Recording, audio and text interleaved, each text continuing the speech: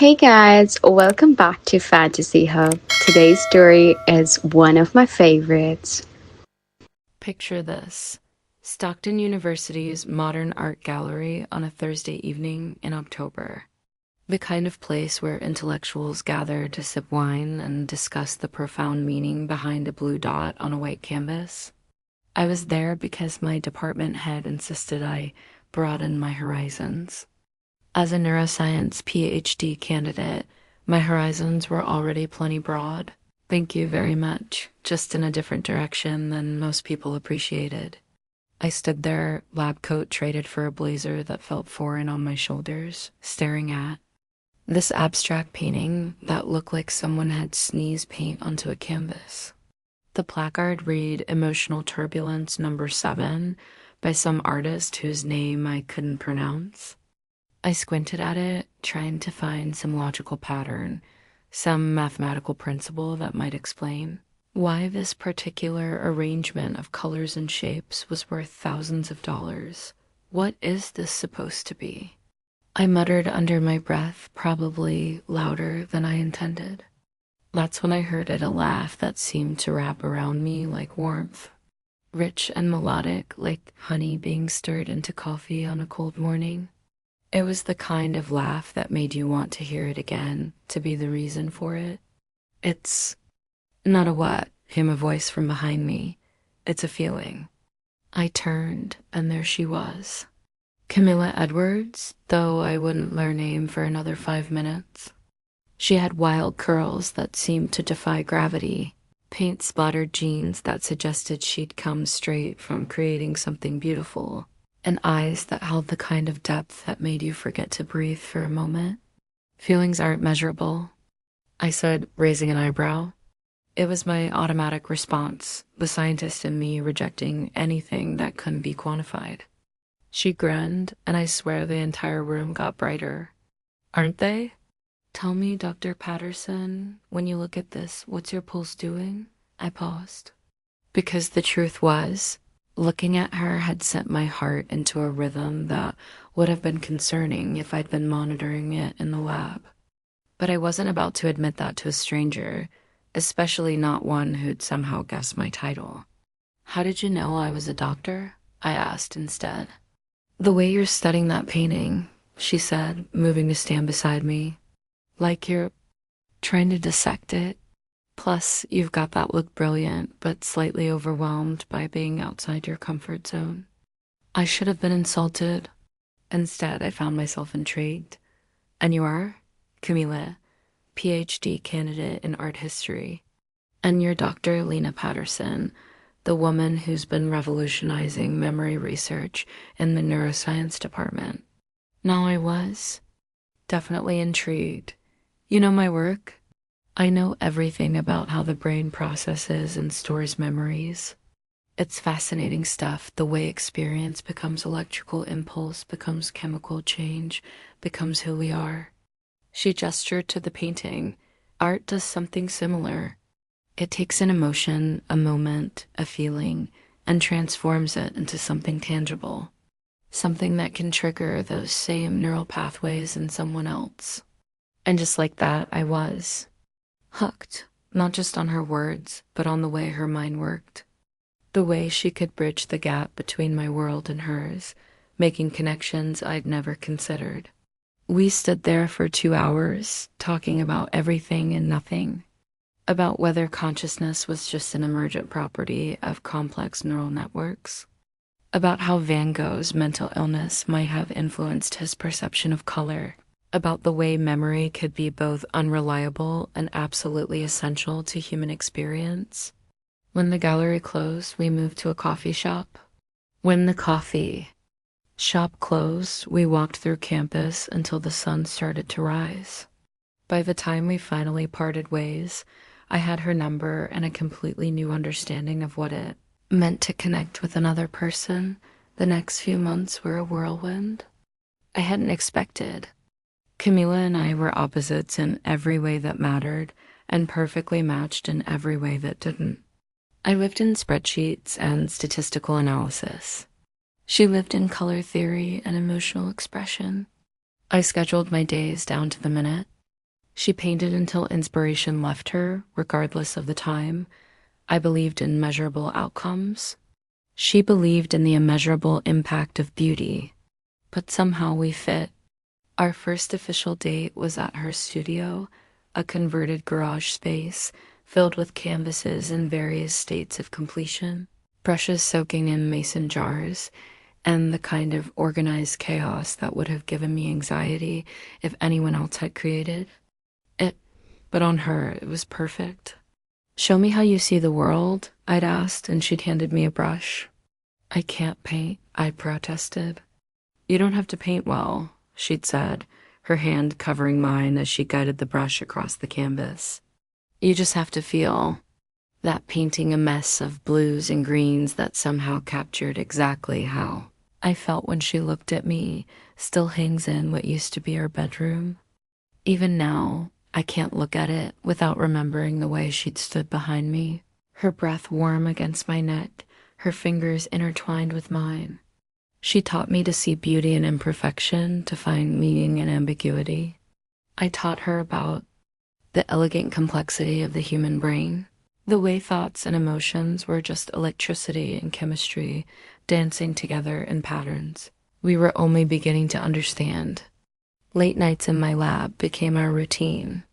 She'd curl up in the corner with a sketchbook while I worked, occasionally asking questions about what I was doing, always listening with the kind of attention that made me feel like the most important person in the world.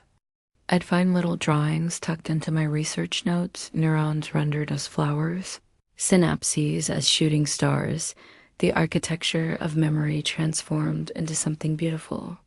"You know," she said one night, looking up from a sketch of dendritic, "branches, your brain research and my art history aren't that different. We're both trying to understand how humans create meaning from experience." She was right, of course. My research focused on how the brain consolidated memories, how experiences became encoded in neural networks, how trauma and emotion could alter the very structure of our minds. Her dissertation examined how artists throughout history had used their work to process and communicate experiences that couldn't be expressed in words. We spent hours debating whether memories were more like recordings or reconstructions, whether art was discovery or creation, whether love was just a chemical reaction or something more transcendent. These weren't just academic discussions, they were the foundation of something deeper. The intellectual intimacy that made every other connection I'd ever had seem shallow by comparison. 3 months in, she started leaving things at my apartment. A toothbrush, a change of clothes, canvases and paints that slowly transformed my sterile space into something that felt alive. 6 months in, we were officially living together, my minimalist aesthetic soft by her creative chaos. I loved everything about her. The way she hummed while she painted, usually off-key but always heartfelt. The way she'd trace patterns on my back while I fell asleep, her fingers mapping constellations across my skin. The way she'd get so absorbed in her work that she'd forget to eat, emerging from her studio hours later with paint in her hair and a look of satisfied exhaustion. But most of all, I loved the way she saw me. Not as Dr. Patterson, the brilliant but socially awkward researcher. Not as the woman who'd rather spend Friday night analyzing data than at a party. Just as Lena, the person who existed beneath all the degrees and accolades. The woman who'd been waiting her whole life for someone to see her completely. A year in, I started carrying a ring in my lab coat pocket. Not because I was ready to propose, but because I wanted to be ready when the moment felt right. Because I knew, with the same certainty I brought to my research, that I wanted to spend the rest of my life with this woman who taught me that some of the most important truths couldn't be measured in a lab. I never got the chance to give her that ring. At least, not the way I'd planned. February 14th, Valentine's Day. The irony wasn't lost on me later, though at the time I was too focused on the romance of it all to notice the universe's twisted sense of timing. I'd planned the perfect evening.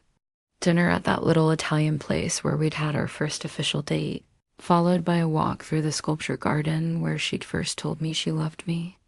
I had the ring in my pocket, finally ready to take the leap that had been building for months.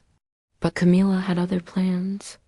She'd been working on a piece for her dissertation defense, a massive canvas that explored the relationship between memory and identity through layered imagery. She'd been painting for 18 hours straight, surviving on coffee and determination. When she realized she was out of a specific shade of blue that was crucial to the piece. "I just need to run to the art supply store," she'd said, keys in hand, paint still wet on her fingers. "I'll be back in 20 minutes. I should have offered to drive. Should have insisted she take a break, get some sleep, let the painting. Wait until morning." But I was distracted, going over my proposal speech in my head, imagining the look on her face when I dropped to one knee. "Drive carefully," I called out, barely looking up from my laptop. "I love you." Those were the last words I said to her while she still knew what they meant. The call came at 9:47 p.m. A drunk driver had run a red light, T-boning Camila's car at an intersection less than a mile from our apartment. She was alive. That was the first thing they told me, the most important thing. But there had been trauma to her head, and they needed to operate immediately. I don't remember much about the drive to the hospital. Just the sound of my own breathing, too loud in the silence of the car, and the way my hands shook as I gripped the steering wheel. I remember thinking, with the clinical detachment that trauma sometimes provides, that this was exactly the kind of situation that activated the brain's fight or flight response. Elevated heart rate, tunnel vision, the suppression of non-essential functions in favor of survival. What I didn't expect was the way that clinical knowledge would become completely useless in the face of real fear. The surgery took 4 hours. I wore a path in the waiting room carpet, alternating between pacing and sitting in uncomfortable plastic chairs, my mind cycling through everything I knew about traumatic brain injury. The statistics weren't comforting. Even if she survived, there could be lasting effects, personality changes, cognitive impairment, memory loss. When Dr. Rodriguez finally emerged from the OR, her scrubs splattered with what I tried not to think about. Her expression was carefully neutral. "The surgery was successful," she said, and I felt my knees go weak with relief. "We were able to repair the damage and reduce the swelling, but there was significant trauma to the temporal lobe, particularly the hippocampus." The hippocampus, the brain's memory center, the region I'd spent years studying, whose function I could diagram with my eyes closed. "What does that mean?" I asked, though I already knew. "There's likely to be some degree of memory loss. We won't know the extent until she wakes up, but given the location and severity of the trauma, it could be significant." Significant? Such a clinical word for something that felt like the end of the world. I spent the next 3 days in that hospital room, watching Camila sleep, monitoring every change in her breathing, every flicker of her eyelids. The swelling in her brain was going down, the doctors said. Her vital signs were stable. All good news, they assured me. But I knew what they weren't saying. I knew that the woman I loved might wake up as a stranger. When she finally opened her eyes on the 4th day, I was holding her hand, probably for the 1,000th time since the accident. She blinked slowly, adjusting to the light, and I felt hope bloom in my chest like a flower reaching for the sun. "Hey," I whispered, squeezing her fingers gently. "You're okay. You're safe." She turned her head toward me, and for a moment, I thought I saw recognition in her eyes. Relief flooded through me, followed immediately by overwhelming joy. Then she spoke. "Who are you?" 3 words. Simple, direct, devastating. Delivered in the voice I'd fallen asleep to for over a year, but without any trace of the love that had lived there. I felt something break inside me, something that made an almost audible crack because I knew memory. I'd studied it, researched it, thought I understood it, but I'd never considered what it would feel like to be erased from someone's life so completely. I'm Lena, I said, keeping my voice steady despite the way my world was crumbling. I'm a friend. The word tasted like ash in my mouth. Friend. As if we hadn't shared a bed for months, as if she hadn't traced my scars with her fingers while I told her stories I'd never told anyone else. As if we hadn't planned a future together that now felt as distant as a dream. But what else could I say? How do you explain to someone that they used to love you and they can't remember your name? The doctors called it retrograde amnesia, the loss of memories formed before the injury. In Camila's case, it was severe and selective. She could remember her childhood, her family, her undergraduate years, but everything from the past 2 years was gone. Her graduate program, her research, her art, me. Don't overwhelm her, Dr. Rodriguez warned during one of our consultations. Forcing memories rarely works and can actually impede recovery. Let her brain heal naturally. So I didn't tell her that we'd been living together.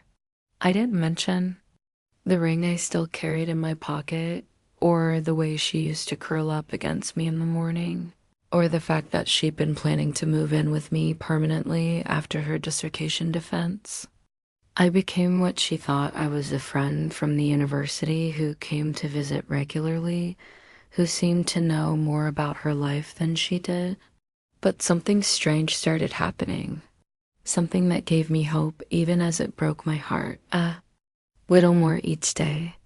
Camila's conscious mind didn't remember me, but her body did. The first time I noticed it was during my second visit. She was sitting up in bed, picking up the hospital food, when I reached over to straighten her blanket. It was an automatic gesture, born from months of taking care of her when she was too absorbed in her work to take care of herself. She flinched, not from pain, but from surprise. Then she looked at me with confusion. "Why does your touch feel familiar?" she asked. I forced myself to shrug casually. Maybe I have one of those faces. But I saw the way she studied my hands, the way she seemed to relax when I was in the room, the way she unconsciously leaned toward me when I spoke. Her body recognized something her mind couldn't access. The physical therapist noticed it too. "She responds to you differently than to other visitors," she mentioned during one of our sessions. "Her stress levels decrease when you're here. Her heart rate stabilizes." I wanted to shout that, of course. She responded to me. I was the person who'd held her during nightmares, who'd learned exactly how she liked her coffee, who'd memorized every expression that crossed her face. But I kept quiet, taking what's small comfort I could in the knowledge that some part of her still knew me. The breakthrough came 3 weeks after the accident. Camila was struggling with a physical therapy exercise, trying to regain fine motor control in her hands. She was frustrated, on the verge of tears, when I asked if I could help. "I don't know if that's," the therapist started to say. "It's okay," Camila interrupted. "I trust her." Trust. She couldn't remember why, but she trusted me. I took her hands in mine, guiding them through the movements, and felt her relax immediately.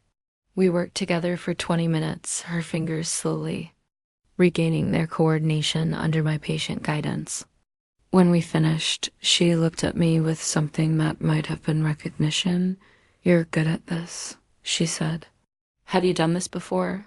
"Something like that," I replied, remembering all the times I'd massaged her hands after long painting sessions, working out the cramps and tension. But it was more than just physical memory. There were moments when she'd start to say something, then stop, looking confused. Times when she'd hum a song she couldn't remember learning the same. Off-key melody she used to hum while painting. Once, she asked me to bring her a specific type of tea, then looked surprised when I knew exactly what she meant. "How did you know I liked chamomile with honey?" she asked. Lucky guess, I said, not mentioning that I'd been bringing her that exact tea every evening for the past 8 months. The most heartbreaking moment came when she was finally allowed to have visitors besides family. Her art history advisor came to see her, bringing news about her graduate program and her dissertation. I'm sorry, Camilla said, looking genuinely distressed. I don't remember any of it. My research, my thesis topic, none of it. You were studying the intersection of memory and identity in contemporary art, her advisor explained. How artists process trauma and experience through their work. Something flickered in Camila's eyes, not recognition, exactly, but a sense of rightness. That sounds familiar, important. It was, I said quietly. Your work was groundbreaking. She looked at me then, and I saw questions forming in her eyes. Questions I couldn't answer without revealing too much. But the biggest surprise came when she asked to see her studio. I need to see my work, she said during her 4th week in the hospital. Maybe if I see what I was creating, I'll remember who I was. Her family was hesitant. The doctors were cautious. But I knew Camila, or at least I knew the woman she'd been. Art wasn't just her profession. It was how she processed the world, how she made sense of experiences that couldn't be easily categorized. I think it's a good idea, I said, earning. Surprised looks from everyone in the room. Art therapy is a recognized treatment for memory recovery. Even if it doesn't bring back specific memories, it might help with overall cognitive function. Dr. Rodriguez considered this, as long as someone's with her and she doesn't push herself too hard. Of course, I volunteered to be that someone. The drive to her studio was surreal. She sat in the passenger seat of my car, the same seat she'd occupied hundreds of times before, usually giving me directions to some new coffee shop or bookstore she'd discovered. But now she was quiet, nervous, occasionally glancing at me with the same curiosity I'd seen in her eyes when we first met. Thank you, she said as we pulled into the parking lot. For doing this, I know it's not your responsibility. If only she knew how wrong she was. The studio was exactly as she'd left it the night of the accident. Canvases covered in paint, brushes soaking in jars, the smell of turpentine and creativity hanging in the air. But the massive piece she'd been working on, the one that had sent her out for more paint, dominated the space. Camila stopped in front of it, her breath catching. I painted this, she whispered. It was extraordinary. Layers of imagery seemed to shift and change as you looked at them, faces appearing and disappearing, memories fragmenting and reforming, the whole piece pulsing with emotion and meaning. At the center, barely visible unless you knew how to look, was a figure that looked remarkably like me. Do you remember it? I asked. She shook her head, but she was already moving toward her easel, her hands reaching for brushes with muscle memory that transcended conscious thought. I don't remember painting it, she said, but I remember feeling it, if that makes sense. It made perfect sense. I watched as she picked up a brush, testing its weight in her hand, then turned to a blank canvas. Her movements were hesitant. At first uncertain, but as she began to paint, something shifted. Her posture changed, becoming more confident, more sure. Her breathing deepened. The frustration and confusion that had been her constant companions since the accident seemed to fade away. She painted for 3 hours straight. I sat in the corner, watching, trying not to read too much into every brushstroke. But I couldn't help but notice that she kept glancing at me, as if using my face as a reference point for something she couldn't quite name. When she finally stepped back, the canvas showed a portrait that made my breath catch. It was me, but not as I'd ever seen myself. She'd captured something in my expression, vulnerability, maybe, or hope.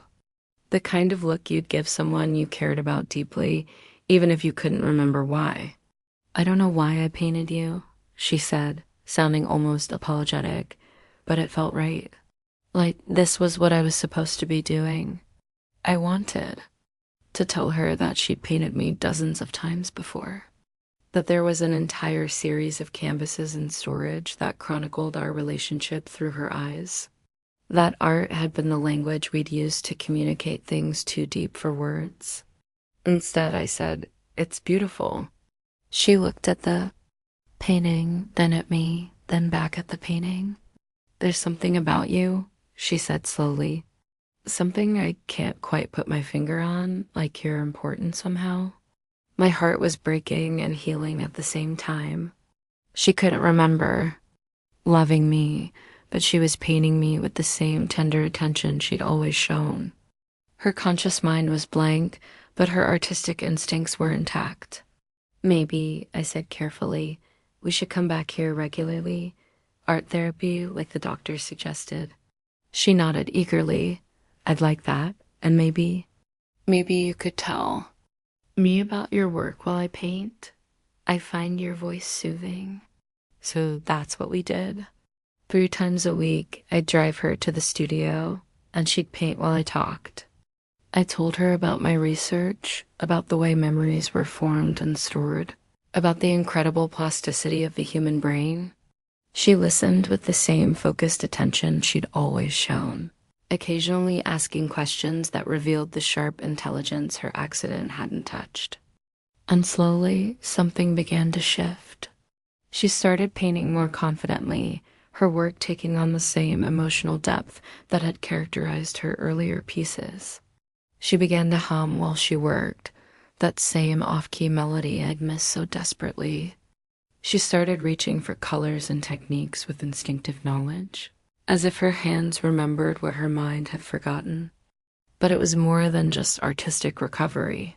She started to relax around me, to trust me with a kind of casual intimacy that couldn't be forced. She'd ask me to mix colors for her, our fingers brushing as she took the palette from my hands. She'd move closer when I spoke, unconsciously seeking the warmth of human connection. One afternoon, about 2 months after the accident, she was working on a particularly challenging section of a painting when she made a frustrated noise and set down her brush. "I can't get this right," she said, gesturing at the canvas. "I can see it in my mind, but I can't make my hands do what I want." Without thinking, I moved behind her, my hands covering hers on the brush. "Like this," I said, guiding her movements the way I'd done countless times before. She leaned back against me, and I felt her whole body relax. For a moment, we were exactly as we'd been, two people who fit together perfectly, creating something beautiful. Then she turned in my arms, and I found myself staring into her eyes from inches away. The same eyes I'd fallen in love with, but now filled with confusion and something that might have been longing. "Why do I feel like I know you?" she whispered. I should have stepped back. Should have remembered Dr. Rodriguez's warnings about not overwhelming her. But instead, I found myself leaning closer, drawn by the same magnetic pull that had first brought us together. "Maybe," I said softly, "because you do."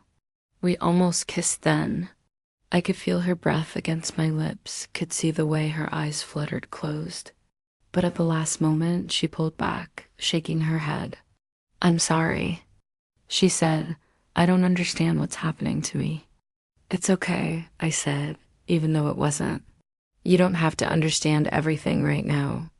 But something had shifted between us, something that gave me hope, even as it terrified me.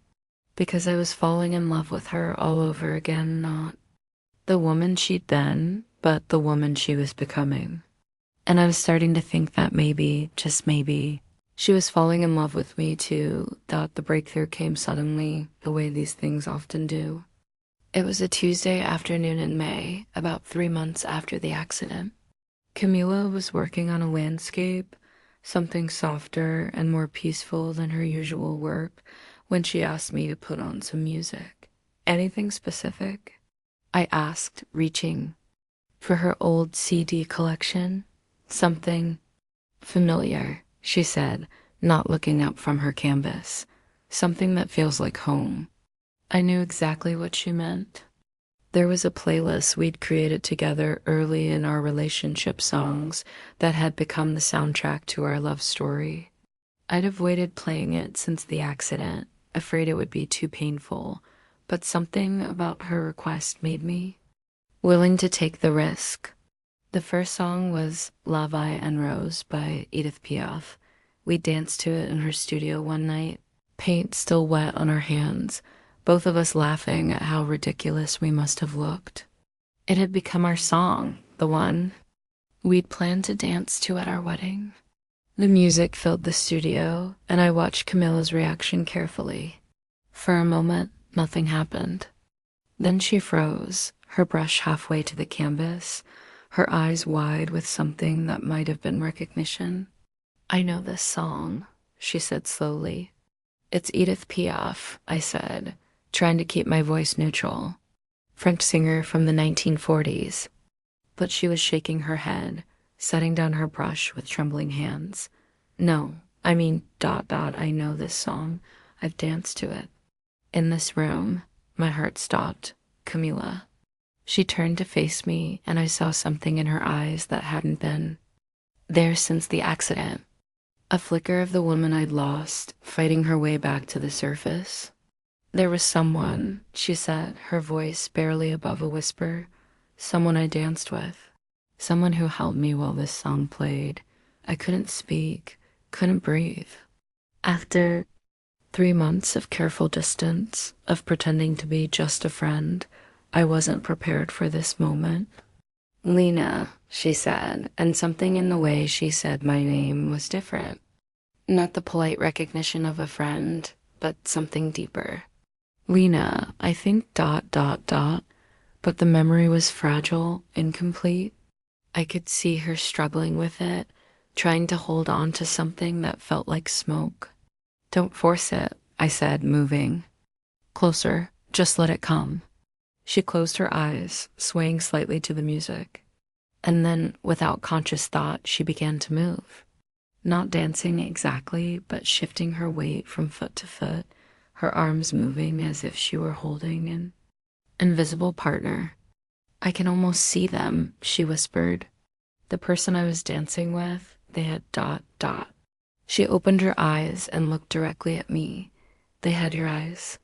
The dam broke then. Not all at once, but in waves. First came the physical memories, the way I held her when we danced, the way she fit perfectly against my shoulder, the way we moved together as if we'd been doing it for years instead of months. Then came the emotional memories, the feeling of being completely safe, completely loved, completely known. Oh God, she breathed, reaching out to touch my face. Lena, I remember dancing with you. I caught her hand, pressing it against my cheek. I remember too, but it wasn't everything. The memories were fragmentary, incomplete. She remembered moments dancing in the studio, falling asleep in my arms, the way I made her coffee in the morning, but not the full context, not the depth of what we'd shared. We were together, she said, and it wasn't a question. Yes, I said simply. How long? 1.5 years. She was quiet for a long moment, processing this information. Then, why didn't you tell me? The doctor said not to overwhelm you. That forced memories rarely work, but you stayed anyway, even when I didn't remember you. I nodded, not trusting my voice. God, Lena, I'm so sorry. I can't imagine how hard this must have been for you. You don't have to apologize, I said. None of this was your fault. Over the following weeks, more memories returned. They came in flashes, triggered by songs, by scents, by the feel of my hand in hers. She remembered our first kiss, tentative and sweet in the coffee shop after we talked all night. She remembered the way I'd hold her when she had nightmares, my scientific explanations of dream cycles somehow more comforting than empty reassurances. She remembered the morning she'd woken up and realized she was in love with me, and the way I'd looked when she told me. But there were still gaps, big ones. She didn't remember moving in with me or the fights we'd had about her tendency to forget to eat when she was painting. She didn't remember the way we planned our future together or the ring I'd been carrying. For months, I feel like I am getting to know you all over again, she said one evening as we sat in her studio, watching the sunset through the windows. It's strange. I know I love you, I can feel it, like muscle memory, but I can't remember learning to love you. Maybe that's okay, I said, taking her hand. Maybe we can learn together. She smiled then, the first completely unguarded smile I'd seen since the accident. I'd like that. Recovery wasn't linear. There were good days and bad days, moments of clarity followed by confusion, memories that returned only to fade again. But slowly, steadily, Camilla began to piece together not just her past, but her sense of self. Her art became the bridge between who she'd been and who she was becoming. The paintings she created during those months were unlike anything she'd done before, more abstract, more emotionally raw, shot through with themes of loss and recovery, fragmentation and wholeness. I want to write about this, she said one day, about 4 months after the accident, about memory and identity and the way we reconstruct ourselves after trauma. But I want to do it differently than I was before. What do you mean? I want to collaborate with you, combine art history with neuroscience, show how the brain processes trauma and how art can facilitate healing. It was ambitious, unprecedented, a thesis that would require approval from 2 different departments, extensive interdisciplinary research, and a level of academic risk that made my cautious scientist's heart race. Are you sure? I asked. I've never been more sure of anything, she said. This is what I'm meant to do, what we're meant to do. So we began. Our thesis, because it truly was ours, even though only her name would be on it, explored the intersection of memory, identity, and artistic expression. We studied how trauma affects the brain's ability to form and retain memories, how creativity can provide alternative pathways for processing experience, how art can serve as both a record of the past and a tool for healing. It was grueling work. Months of research, of writing and rewriting, of defending our methodology to skeptical professors who weren't sure what to make of our hybrid approach. But it was also exhilarating. We were creating something new, something that neither of us could have achieved alone. The theoretical framework was my neuroscience research about memory consolidation, trauma processing, and brain plasticity. But the practical application was her case studies of artists who'd used their work to process trauma, analysis of how creative expression could facilitate healing, documentation of her own recovery process through art. Look at this, she said one evening, showing me a brain scan we'd taken as part of the research. You can actually see the changes. The way new neural pathways have formed, the way damaged areas have been bypassed. I studied the image, marveling at the brain's incredible ability to adapt and heal. It's beautiful, I said. It's us, she replied. The proof that what we've been through, what we've built together, is real, measurable. The thesis defense was scheduled for October, almost exactly a year after the accident. As the date approached, I found myself more nervous than I'd been. For my own dissertation defense, this wasn't just about academic success, it was about validation of everything we'd been through, everything we'd built together. What if they don't accept it? Camilla asked the night before the defense. What if they say it's too experimental, too interdisciplinary? Then they're idiots, I said, making her laugh. But they won't. Your work is brilliant, revolutionary. They'd be crazy not to see that. The defense was held in the university's main lecture hall, packed with professors, students, and colleagues from both departments. I sat in the front row, watching as Camilla presented our research with confidence and passion. Memory, she said, advancing to a slide that showed one of her paintings alongside a brain scan, isn't just stored in the mind. It's embodied. It lives in our muscles, our reflexes, our instinctive responses to the world around us. When conscious memory fails, the body remembers. She clicked to the next slide, a time-lapse video of her painting process during recovery. Art provides a pathway for these embodied memories to surface. It allows us to access and process experiences that exist below the threshold of conscious awareness. The presentation was flawless. She fielded questions with expertise, defended her methodology with passion, and made connections between neuroscience and art history that had never been explored before. When she concluded with the words, "Art doesn't just reflect memory, it creates it, shapes it, and ultimately heals it," the room erupted in applause. But it was what happened after the formal presentation that mattered most to me. As professors and students crowded around to congratulate her, Camila sought me out in the crowd. "We did it," she said, and the way she said "we" made my heart sing. "You did it," I corrected. I was just the neuroscience consultant.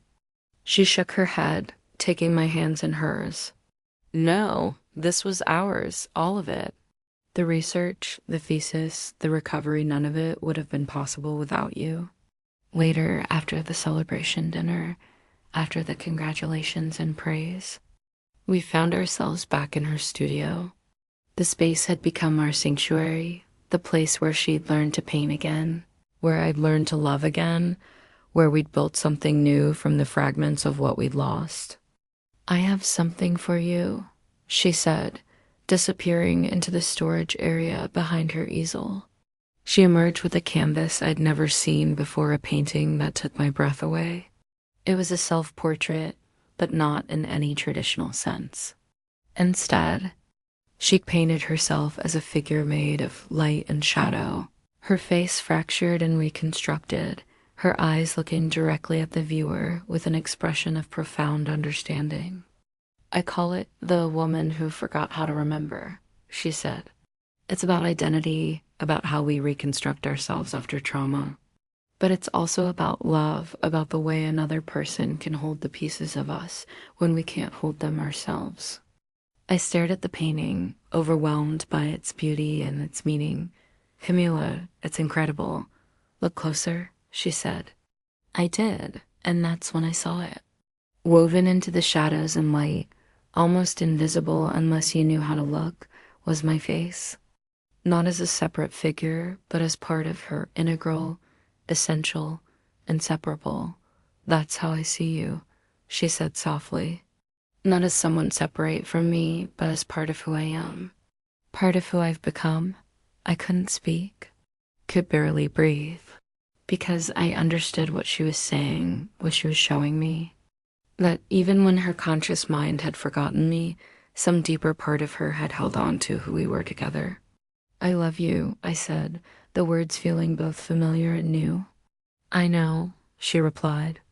"I may not remember learning to love you, but I remember loving you.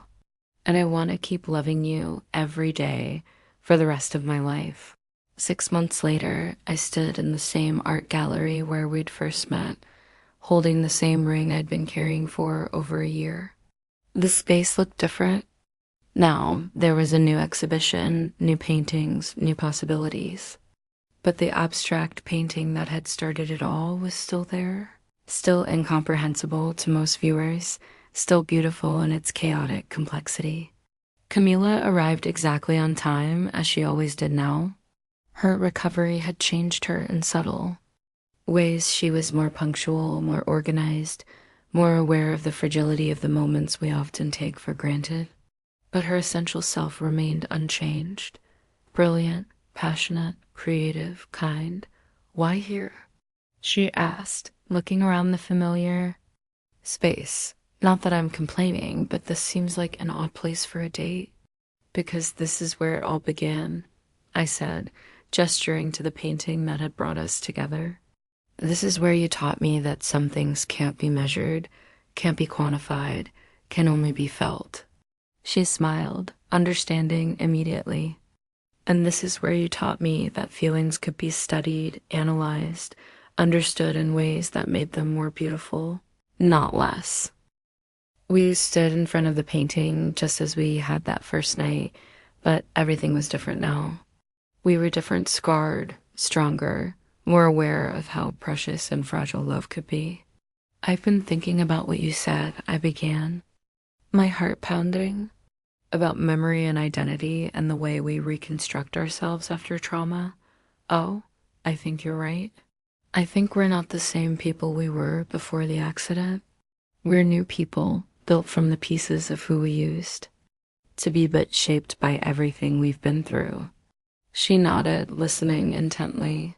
But I also think some things transcend memory. Some connections are deeper than conscious thought, stronger than trauma, more enduring than the neural pathways that store our experiences. I dropped to one knee, pulling out the ring I'd been carrying for what felt like a lifetime. Her eyes widened, her hand flying to her mouth. Camilla Edwards, I said, my voice steady despite the way my heart was racing. I fell in love with you once in front of this painting. I'd like to spend the rest of my life falling in love with you over and over again. She was crying now, tears streaming down her face, but she was smiling too. Lena ... I know you don't remember the first time I wanted to propose. I know there are gaps in your memory that may never be filled, but I don't need you to remember our past to want to build a future with you. Yes, she whispered, then louder. Yes, of course, yes. I slipped the ring onto her finger, and she pulled me to my feet, kissing me with the kind of passion that made the rest of the world disappear. When we finally broke apart, both of us were crying, both of us laughing, both of us overwhelmed by the magnitude of what we just promised each other. I love you, she said, her forehead resting against mine. I love you for staying when I couldn't remember why you mattered. I love you for helping me rebuild myself. I love you for showing me that some things are worth fighting for, even when the fight seems impossible. I love you too, I said. All of you. Who you were, who you are, who you're becoming. Later, as we walked through the campus where we'd met, where we'd fallen in love, where we'd learned to love each other again, I marveled at the strange turns life could take. I'd spent years studying memory, thinking I understood how the brain worked, how experiences became part of who we are. But Camila had taught me something that couldn't be found in any textbook, that love isn't just a memory. It's not just a collection of experiences stored in neural networks. It's something deeper, something that lives in the spaces between thoughts, in the way bodies recognize each other, in the inexplicable pull that draws two people together across time and trauma, and the vast complexity of human consciousness. You know what I realized? She said as we reached the spot where she'd first asked me about my pulse, where she'd first made me aware of the way my heart responded to her presence. What? That painting, she said, looking back toward the gallery. The one where we met. I understand it now. Yeah, what is it? She smiled, that same radiant smile that had captivated me from the beginning. It's us. It's the beautiful chaos of two people finding each other, losing each other, and finding each other again. It's the way love can be fractured and reformed, damaged and healed, forgotten and remembered. I thought about that as we walked home together, her hand in mine, her ring catching the light from the street lamps. She was right, of course. Our love story had been abstract, chaotic, impossible to categorize or predict. But it had also been undeniably real, measurably true, scientifically sound in its own strange way. Because love, I'd learned, was like memory itself, complex, fragile, occasionally unreliable, but absolutely essential to who we are. And sometimes, if you're very lucky, you get a second chance to discover it all over again.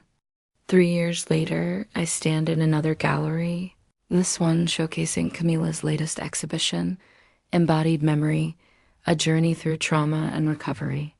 The paintings tell our story, or rather, her story, though I see myself reflected in every brushstroke.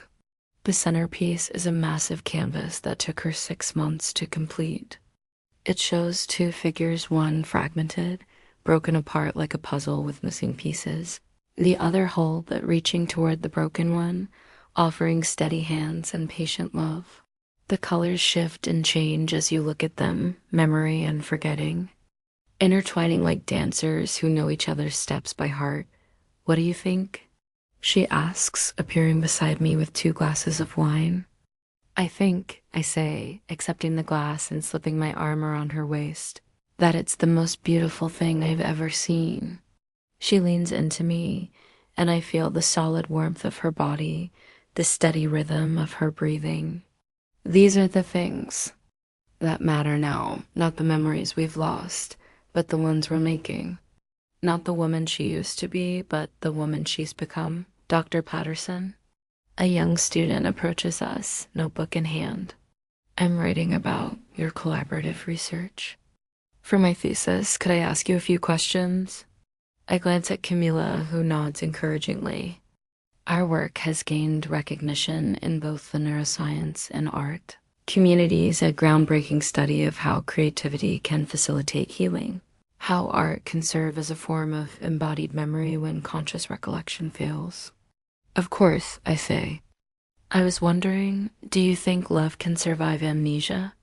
Can two people maintain a connection when one of them forgets they ever had one? It's a question I've been asked before in academic settings and personal conversations. But tonight, surrounded by paintings that chronicle our journey, with my wife's hand in mine and her ring matching the one I now wear, the answer feels clearer than ever. I think, I say, choosing my words carefully, that love isn't just a memory, it's a practice. The choice we make every day to see each other, to care for each other, to build something beautiful together. Memory can be lost, but love can be relearned, rediscovered, made new. The student scribbles notes, asks a few more questions, then moves on to speak with other attendees. Camila and I are left alone again, standing in front of her masterpiece. That was a good answer, she says. It was a true answer, I reply. She turns to face me, and I see in her eyes the same depth that captivated me in this very type of setting years ago. But now I also see something else, the wisdom that comes from having lost everything and found it again. The strength that comes from rebuilding yourself from the ground up. The profound gratitude that comes from understanding how precious and fragile love truly is. Dance with me, she says, and I don't ask why or mention that there's no music, because I understand now that some things transcend logic, transcend explanation. Some things simply are. I take her in my arms, and we move together slowly, carefully, joyfully. Around us, the gallery continues its elegant bustle, people discussing art, critics analyzing technique, academics debating theory. But we exist in our own space, our own time, our own reality built from shared breath and synchronized heartbeats. I love you, she whispers against my ear. I love you too, I whisper back. I love you for the first time and for the 1000th time, and for every time in between. And as we dance there in the gallery, surrounded by art that tells the story of how we lost each other and found each other again, I think about the strange journey that brought us here. How a collision in an art gallery led to a collision on a rain-soaked street. How trauma became transformation. How the end of one love story became the beginning of another. I think about the ring I carried for so long, the proposal I finally gave, the wedding we had 6 months ago in this very gallery, surrounded by friends and family, and the painting that started it all. I think about the house we bought together, the life we're building, the future we're creating one day at a time. But mostly, I think about this moment, this dance. This woman in my arms who taught me that some things can't be measured but are immeasurably valuable, who showed me that love is not just a memory, but a continuous act of creation. The music in our heads plays on, and we continue to dance.